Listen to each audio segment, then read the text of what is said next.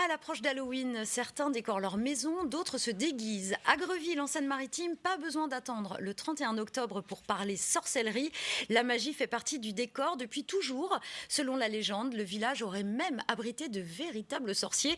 Léa Sombré et Claude Eudes ont mené l'enquête. Chapeau pointu, sorcière sur son balai, place des sorciers. Mais d'où vient cette tradition de sorcellerie à Greville ? Depuis plusieurs années, la mairie s'est emparée des légendes locales.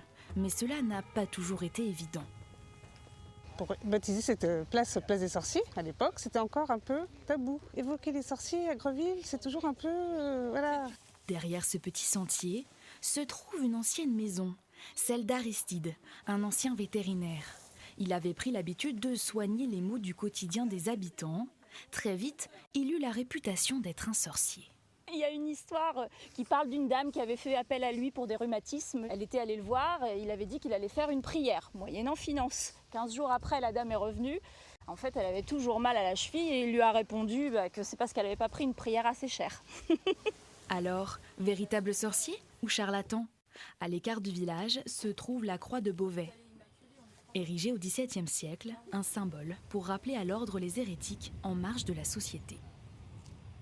Comme il y avait déjà cette petite réputation qui venait d'héberger du village des sorciers, quand on voyait des lumières la nuit, on a vite fait courir le bruit qu'il s'agissait en réalité de réunions de sorcellerie. Et comme les gens avaient peur, personne n'est vraiment jamais allé vérifier. Donc entretenir cette réputation, ça leur permettait de faire de la contrebande tranquillement. Rumeur ou histoire vraie, ces légendes continuent pourtant d'attirer la curiosité des habitants. Ça fait un peu peur en vrai. Oui, mais après c'est quand même drôle. On parle des histoires et on débat, on fait des débats sur les histoires. Le 31 octobre, le village organise sa première fête des sorciers. Au programme balade comptée, spectacle de magie et concours de déguisement, une belle manière de relier les vivants.